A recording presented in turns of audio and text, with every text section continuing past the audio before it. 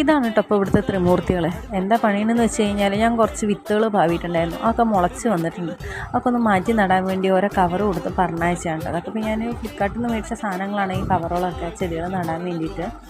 അപ്പോൾ അതൊക്കെ ഞാൻ മാറ്റി കുത്താൻ വേണ്ടിയിട്ട് നോക്കുകയാണ്. എൻ്റെ റോസ്മേരിയുടെ മറ്റേ വാട്ടർ സ്പ്രേ ചെയ്യുന്ന ബോട്ടിലെടുത്ത് ഇവർ നശിപ്പിച്ച് വെച്ചത്, അതിലാണ് ഇപ്പോൾ വെള്ളം ഒഴിച്ച് കളിക്കുന്നത് കേട്ടോ.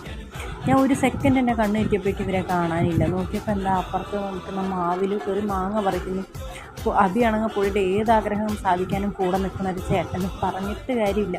അപ്പോൾ സൈക്കിളിൻ്റെ മുകളിൽ കയറി ഇന്ന് വലിയ കൊല മാങ്ങ അതിൻ്റെ പറിച്ച് തന്നിട്ട് 2 ഉണ്ടായിരുന്നു. പിന്നെ വീണ്ടും പോയി പറിച്ച് ആ സൈക്കിളിൽ തന്നെ ഇങ്ങോട്ട് വന്ന് ജസ്റ്റ് ഒന്ന് ഇങ്ങോട്ട് തിരിഞ്ഞു നോക്കിയപ്പോഴത്തേനുമാണ് അടുത്ത ലഹള.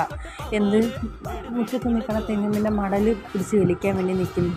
അത് കണ്ടപ്പോൾ ഒരാൾ തെങ്ങുമ്പോൾ കയറാൻ ആഗ്രഹം. അഭിത്താട്ടൻ അവൻ എന്തെങ്കിലും ആഗ്രഹം പറഞ്ഞാൽ അപ്പം സാധിച്ചെടുക്കും. ചെക്കൻ്റെ ഒരു പൂതിയല്ലേ വെച്ച് അവൻ കയറിക്കോട്ടേന്ന്. ഞാൻ പറഞ്ഞു അതിൻ്റെ മണ്ടയിൽ നിന്നിട്ട് വീണ് നടു പറഞ്ഞു കഴിഞ്ഞാൽ അത്രയും കല്ലാണ്, കരിങ്കല്ല് കിടക്കണം. കരിങ്കല്ലല്ല, വിട്ടുകല്ല. അതിനെങ്ങാനും വീണ് കഴിഞ്ഞാൽ നടു പോയി. പിന്നെ പരീക്ഷ എഴുതാനും പറ്റില്ല. ഞാൻ കുറേ ചീത്ത പറഞ്ഞപ്പോൾ കുറച്ച് നേരത്തേക്കൊന്ന് മാറി. അപ്പോഴത്തേനും മോള് സൈക്കിളായിട്ട് ഓടിക്കാൻ വേണ്ടി പോയിട്ട് അപ്പോൾ അപ്പുറത്തേക്ക് നോക്കുമ്പോഴത്തേനും ഒന്ന് കണ്ണ് തെറ്റി ചെയ്യുന്ന പരിപാടി വേഗം കയറി കൂടിയേക്ക് എങ്ങനെയെങ്കിലും വീണ ഇവരെ ഞാൻ സത്യം പറഞ്ഞാൽ പുറത്തിറക്കാറേ ഇല്ല.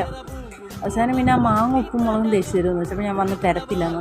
വൈകുന്നേരം ആയപ്പോൾ തന്നെ ഒരുത്തി കയ്യുമ്പോൾ ഫ്രാക്ചറും ആക്കി വെച്ചു. എന്താ ചെയ്യുക.